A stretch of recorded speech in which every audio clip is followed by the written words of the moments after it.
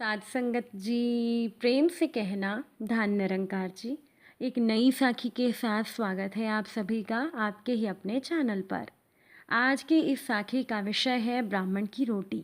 चलिए सुनते हैं आज की ये साखी। साध संगत जी, वैदिक काल की बात है। कांतिपुर में चोल नामक चक्रवर्ती नरेश राज्य करते थे। उनके राज्य में कोई रोगी और दुखी नहीं था। राजा निरंतर दान पुण्य और यज्ञ किया करते थे। सर्वगुण होते हुए भी उनके मन में अभिमान आ गया। राजा समझने लगे कि मैं दान पूजन करके भगवान को जितना प्रसन्न कर सकता हूँ उतना दूसरा कोई नहीं कर सकता।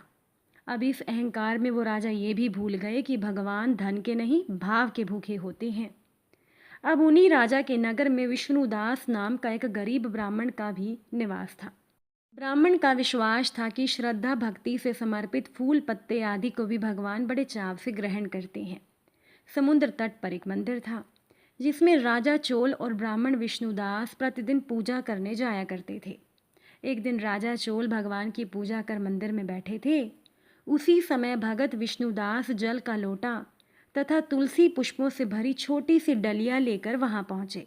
विष्णुदास भक्तिभाव में थे और सीधा वो भगवान के पास जाकर पूजा अर्चना करने लगे। उन्होंने भगवान को भक्तिपूर्वक स्नान करवाया। स्नान के जल से राजा के द्वारा चढ़ाए हुए सारे बहुमूल्य वस्त्र आभूषण भीग गए। ये सब देखकर राजा को बड़ा दुख हुआ। तो राजा ने अपना आपा खोते हुए कहा, कंगले ब्राह्मण, तुझमें तो तनिक भी बुद्धि नहीं है।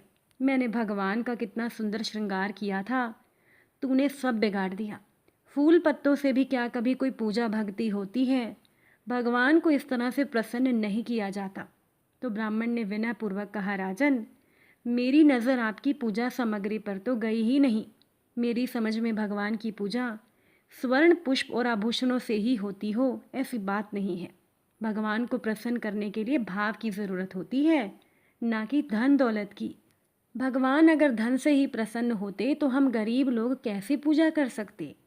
इसीलिए आप भी धन का घमंड छोड़ दें। दूसरे लोग अपनी स्थिति के अनुसार पूजा करें, इसमें आपको भी प्रसन्न होना चाहिए। तो राजा ने ब्राह्मण का पुनः तिरस्कार करते हुए कहा, तेरे फूल पत्तों से भगवान प्रसन्न होते हैं या मेरी धन संपत्ति के अर्पण से? अब देखूंगा कि हम दोनों में से किसको पहले भगवान के दर्शन होते हैं। मैं भी भगवान को प्रसन्न करने का प्रयास करता हूँ, तू भी कर। तो ब्राह्मण ने राजा की बात मान ली। तो इसके बाद राजा ने अपने महल में जाकर एक मुनि को बुलाया और एक बहुत बड़े विष्णु यज्ञ का आरंभ कर दिया। साध संगत जी, गरीब ब्राह्मण विष्णुदास ने भी नियमों का पालन करते हुए भक्ति पूर्वक भगवान का पूजन करना आरंभ कर दिया। इसी के साथ उन्होंने खाते पीते सोते जागते प्रेम पूर्वक स्मरण करते हुए भगवान के दर्शन का अभ्यास किया। इसी तरह से भक्ति भाव में काफ़ी समय लग गया। विष्णुदास प्रातःकाल एक रोटी बनाकर रख देते और दिन में एक बार खा लेते। वे दिन रात साधना में लगे रहते। रोज की भांति एक दिन ब्राह्मण ने रोटी बनाकर रखी। जब खाने का समय हुआ तो पाया कि वो रोटी वहाँ थी ही नहीं। बेचारे ब्राह्मण भूखे तो थे, पर दोबारा रोटी बनाने में साधना का समय व्यय करना अनुचित समझकर वो ब्राह्मण भूखे रह गए।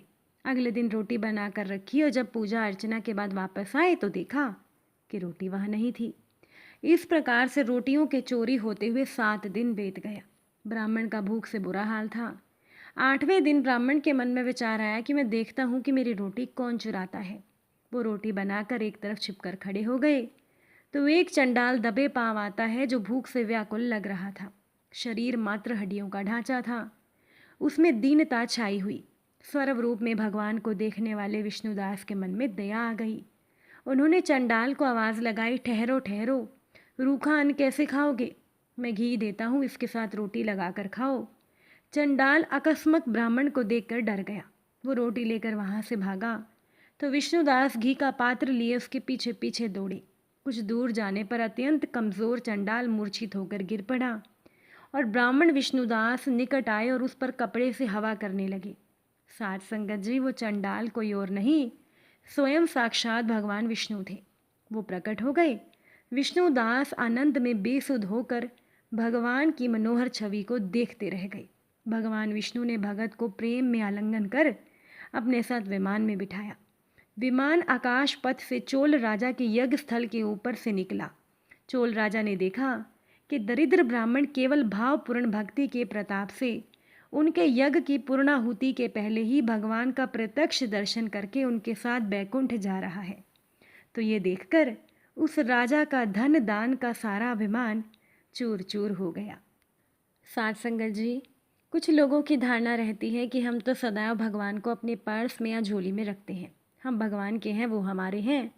तो यही भ्रम दूर करने का हमने प्रयास किया है। एक साधु थे, उनका ना कोई आश्रम था, ना धर्मशाला, ना कोई ठिकाना था। जहाँ रात होती वहीं ठहर जाते और भिक्षा में जो मिलता उसे भगवान का भोग लगाते।